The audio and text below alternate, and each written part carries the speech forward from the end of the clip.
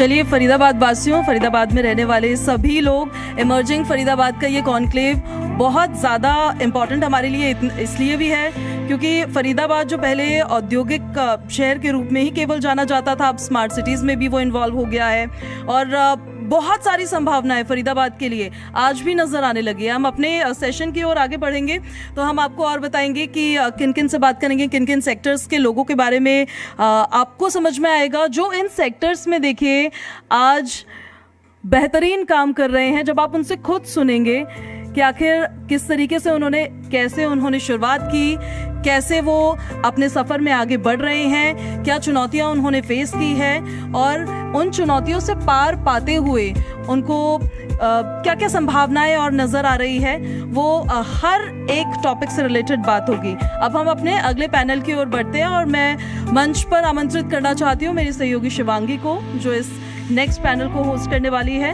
और मैं मंच पर आमंत्रित करना चाहती हूँ भूमिका ग्रुप के बिजनेस हेड अमिताभ सिन्हा जी को भी जोरदार तालियों के साथ उनका स्वागत करिए।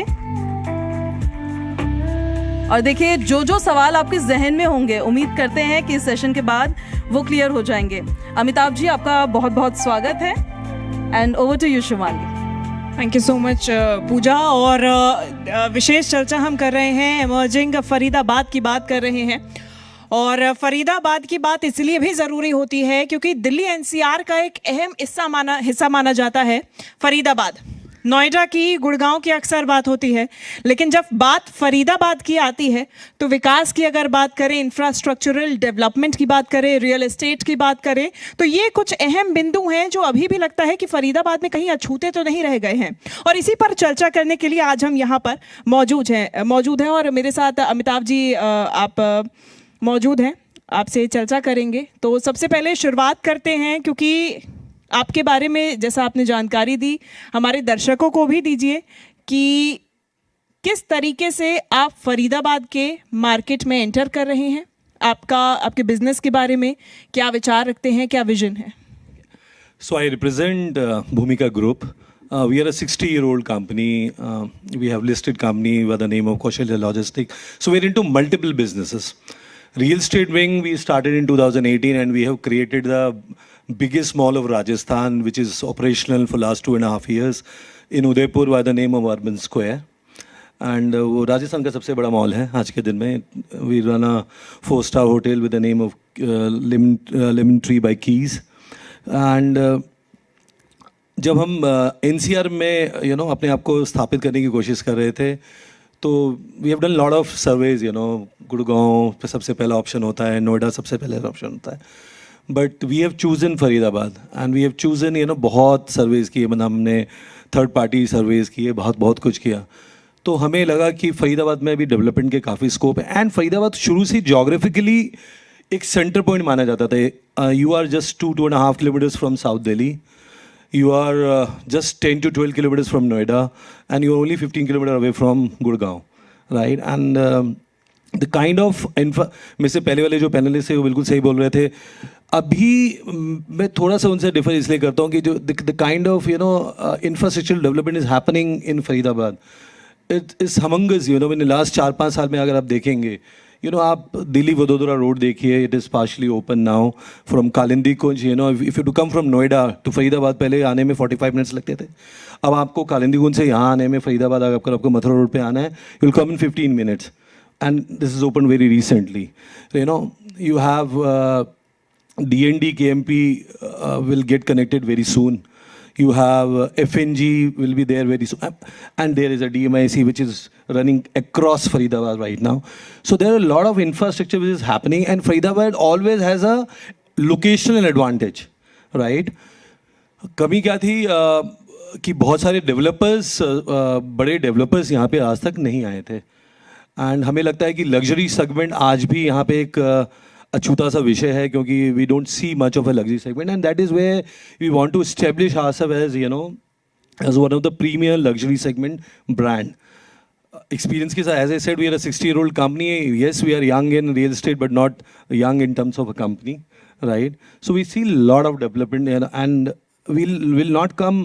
Of course, we have recently launched a product in Gurgaon also, but I can promise you for next 5 to 10 years, my 80% portfolio of NCR will be going to be Faridabad. We are that confident about Faridabad.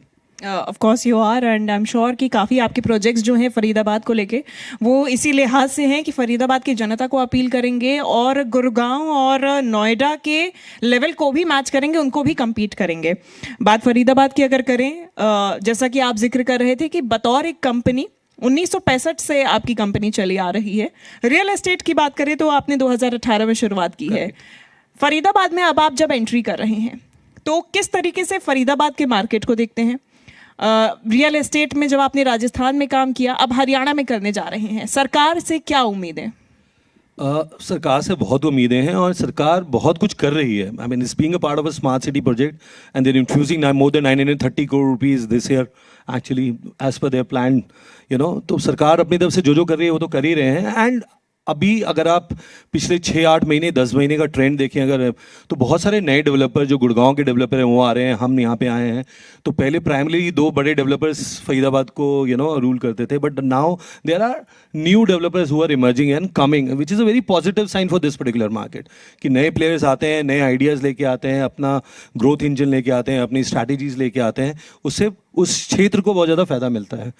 Plus एक affordability issue भी होता है. अगर आप ध्यान से देखें तो पिछले 2-2.5 सालों में Noida and Gurgaon from a middle class perspective has gone beyond their reach actually. आज आप कुछ भी आप देखने के लिए जाएंगे गुड़गांव में, आपको 2.5 को 3 करोड़ से नीचे कुछ भी नहीं मिलने वाला. नोएडा पे जो आज से 3 साल पहले आपको 80-90 लाख में मकान मिल जाया करता था, वो आज आपको 1.5 से 2 करोड़ के. फरीदाबाद में आज भी आपको एक अच्छी क्वालिटी का मकान आपको एक अफोर्डेबल प्राइस में मिल जाता है. तो एक बहुत बड़ा वर्ग है जो गुड़गांव में नौकरी करता है, दिल्ली में नौकरी करता है, बट वो आज शायद उनकी जो इनकम लेवल है वो अफोर्ड नहीं कर पाएंगे आज के दिन में बाइंग करना. तो this is going to be the destination for those people with a quality life and better quality of apartments here actually, and that is where we see future for us. और किस तरीके के projects की आप बात करते हैं जब आप फ्यूचर की बात करते हैं? यानी कि ये जो प्रोजेक्ट्स होंगे जो आप फरीदाबाद में लेके आएंगे, आप क्वालिटी ऑफ लाइफ की बात करते हैं जो कि गुड़गांव और नोएडा से मैच करेगी, लेकिन इसके साथ ही साथ में फरीदाबाद में आप चैलेंजेस क्या देखते हैं? Because to give the same amount of the quality that the people have in Gurgaon या फिर नोएडा, उस तरीके की क्वालिटी फरीदाबाद में देना एक अपने आप में एक बड़ा चैलेंज है. I totally agree with you. For that, मेरे से पहले वाले पैनलिस्ट को बड़े ध्यान से मैं सुन रहा था and I echo his point. अभी जॉब क्रिएशन फरीदाबाद में because BPOs, KPOs and all those stuff is not there actually right now. But अब आप ध्यान से आप गुड़गांव को भी आप अगर आप एनालाइज करें तो दिल्ली में जब अफोर्डेबिलिटी ख़त्म हो गई थी, दिल्ली बहुत महंगा हो गया था, तो लोगों ने हैव माइग्रेटेड टूवर्ड्स गुड़गांव. ठीक है ना. वो सिचुएशन आपको अब यहाँ पे आते हुए नजर आएगी कि जो लोग गुड़गांव और नोएडा में, despite they have been working in Noida and Gurgaon, they will not be able to buy house there, they will come here. Because आज के दिन में इंफ्रास्ट्रक्चर का तो मतलब इंफ्रास्ट्रक्चर डेवलप करने का मतलब ही ये है कि कनेक्टिविटी. आप यहाँ से गुड़गांव 20-25 मिनट पहुँच जाएंगे. ये मंझावली ब्रिज जब बन जाएगा तो आप यहाँ से नोएडा आप 10 से 15 मिनट में पहुँच जाएंगे. तो अगर आप नोएडा में भी नौकरी कर रहे हैं, I throughout my life I lived in Delhi and worked in Gurgaon. Currently, I'm living in Noida, coming to Faridabad. If it's a better connectivity, people will come. I mean, आप बॉम्बे में देखिए आज majority of the people have gone to Navi Mumbai only because of the affordability. You cannot buy a house, in central Mumbai or south Mumbai. Also the space, I think कि मुंबई से comparatively Navi Mumbai में, तो क्या वो comparison आप यहाँ फरीदाबाद में भी देखते हैं? बिल्कुल देखते हैं. जगह का, space का, the way greater Faridabad is being developed. I'll just give you a classical example. I stay in Noida and stay in central Noida. मेरे यहाँ से जेवर airport will be much far away than people living in a greater Faridabad. जो नहर पार लोग रहेंगे, their travel distance will be 20 minutes. For me, it is going to be 45 minutes. So despite being in Noida, जेवर in Noida, so वो आपको जेवर का जो भी डेवलपमेंट होगा उसको आप इक्वल फायदा फरीदाबाद को ही मार्केट को ही मिलेगा. And that is a reason आज आप प्रॉपर्टी प्राइसेस के जो आप इंक्रीज देख रहे हैं, ये उसका बहुत बड़ा फैक्टर है. तो जो भी ग्रोथ फैक्टर नोएडा को मिल रहा है वो उतना ही फैक्टर वो फरीदाबाद को मिलेगा. But it is more nearer to Jewar actually. There is a green corridor towards Jewar is been developed by government. So government अपनी तरफ से जो इंफ्रास्ट्रक्चर कर सकती है वो पूरा बिल्कुल भरपूर कर रही है. एंड आई एम श्योर आने वाला समय अगर आप देखेंगे तो फरीदाबाद का it's a very bright future right now. Mister Sinha, if we talk about the target group, जो आपका रहेगा वो कौन सा ग्रुप रहेगा, सबसे ज़्यादा टारगेटेड ऑडियंस कौन सी रहेगी? साथ ही साथ में जब आप बात करते हैं कि फरीदाबाद में एक अफोर्डेबल हाउसिंग आप देने की बात करते हैं, तो एक बड़ा चैलेंज जो रहा है वो नोएडा और गुड़गांव में ये रहा है कि पोजेशन देना बिल्डर्स के लिए या रियल एस्टेट्स के जितने भी ग्रुप्स रहे हैं उनके लिए एक ये बड़ा चैलेंज रहा है, जो कि दिक्कत का सबब उन लोगों के लिए रहा है जिन्होंने इनके साथ में डीलिंग्स की हैं, घर खरीदे हैं। उस चैलेंज को क्या आप फरीदाबाद में भी देखते हैं? I don't see challenge now anywhere right now in NCR. Yes, it was a challenge few years back. Since the RERA is there now, इतनी strict laws हैं, you know, before RERA you cannot do to all compliances, land deals and everything. पहले क्या होता था, कोई भी builder कोई एक प्रॉपर्टी लिया, 10 साल में उनकी पेमेंट करनी है, 7 साल में पेमेंट करनी है. Today it is so strict, you know, तो I don't see for myself as a company, पूरी इंडस्ट्री के लिए बहुत पॉजिटिव स्टेप है ये. एंड आज आप देखेंगे प्रोजेक्ट टाइम से पहले या बिल्कुल टाइम पे डिलीवर हो रहे हैं. तो आप पिछले 4-5 साल का ट्रेंड उठा के किसी का भी देख लीजिए, तो एक इंडस्ट्री अगर आप एनसीआर का देखें, और आज एनसीआर इसलिए बूम पे है कि वो जो जितने भी एप्रीहेंशंस है that is gone away. So the target group. And that, okay, so target group, of course, the Faridabad Janta only, you know, lot of, because Faridabad is a industrial town, you know, since 1950s, you know, and it was the second largest industrial town in India earlier. So पैसा बहुत है यहाँ पे लोगों के पास. मैंने बोला gap है, अफोर्डेबल तो बनाएंगे ही, मगर हम लग्जरी सेगमेंट में और primary focus is going to luxury segment, क्योंकि आज के दिन में लग्जरी के नाम पे आज के दिन में फरीदाबाद में कुछ भी नहीं है. If you compare with Noida and Gurgaon, कुछ नहीं है. तो एक वो बहुत बड़ा गैप है. People want the luxury segment, and our target audience is going to be primarily that. Affordable segment में भी लेके आएंगे. The majority of affordable segment will happen in greater Faridabad, you know, and आज भी आ रहे हैं, बाकी बिल्डर्स भी लेके आ रहे हैं. So and if you compare with rates with Noida and Gurgaon, it is still very affordable. I would like कि मिस्टर सिन्हा आप उन स्कीम्स के बारे में थोड़ा और डिस्क्राइब करें, हाउसिंग स्कीम्स के बारे में जो आप इन लोगों के लिए लेके आएंगे.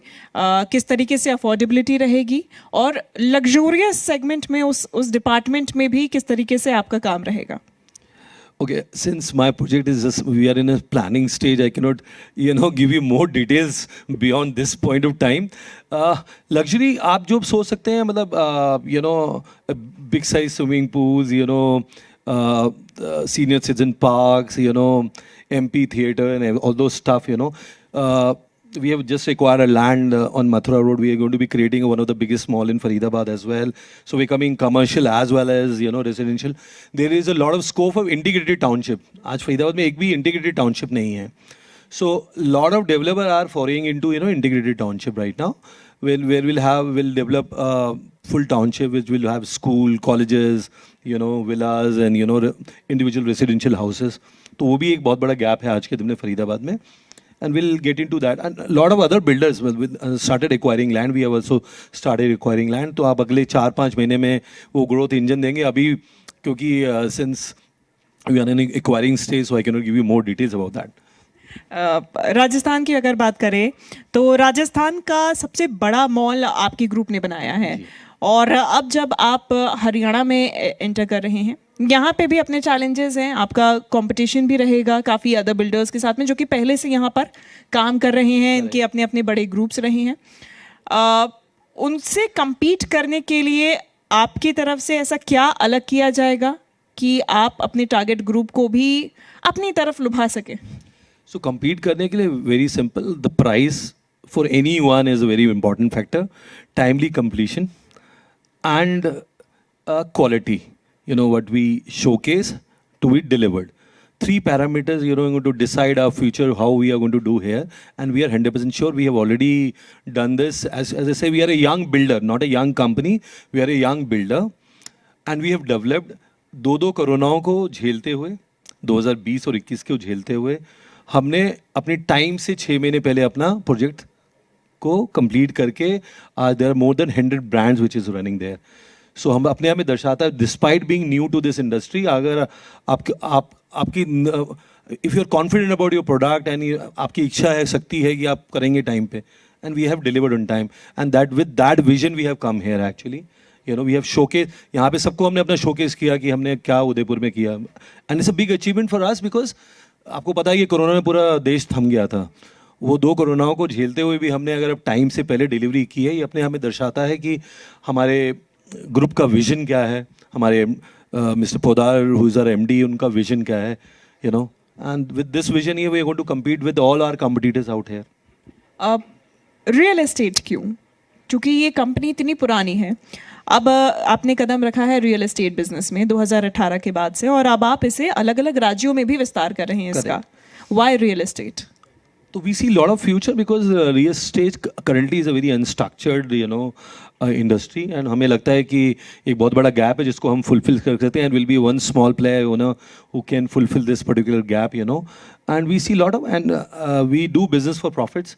We see a lot of margins coming here, and हम अपना brand build-up बहुत जल्दी से कर सकते हैं क्योंकि हमें एक success उदयपुर में आया, वहाँ से हमारा brand build-up होना शुरू हो गया. And that is how we venture into this particular business, and we see long term, and you're going to see we'll be emerging as one of the major players, मतलब Delhi NCR में हम बहुत जल्दी और बहुत तेजी से विस्तार अपना करेंगे, but I can assure you my 70 to 8% portfolio will be going to be Faridabad. यानी उम्मीद की जा सकती है कि फरीदाबाद के आगे गुड़गांव, दिल्ली, नोएडा में भी हम भूमिका ग्रुप को देख पाएंगे। बिल्कुल देख पाएंगे। हम ऑलरेडी एक प्रोजेक्ट गुड़गांव ला चुके हैं, लेके आए हैं अभी। हमने जस्ट एक्वायर किया है। We are going in Sonipat, we are going in Vrindavan as well, but I am saying Faridabad is going to be the prime focus for the company.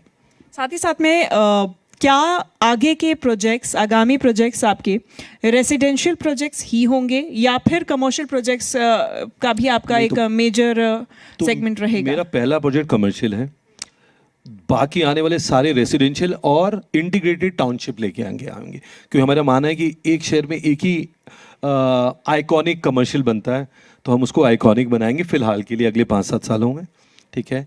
उसके बाकी मेरे फर्दर जो भी आएंगे वो रेसिडेंशियल्स होंगे और इंटीग्रेटेड टाउनशिप होंगे।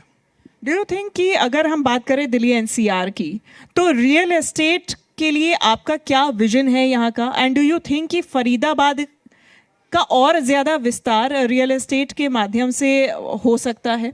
जिस तरीके के प्रोजेक्ट्स की आप बात कर रहे हैं, क्या यहाँ पे सारी ज़रूरी सुविधाएं पहले से उपलब्ध हैं, या फिर वो भी एक चैलेंज रहेगा उन बुनियादी सुविधाओं को यहाँ तक पहुँचाना और फिर उस तरीके के लग्जरी प्रोजेक्ट्स को पूरा करना?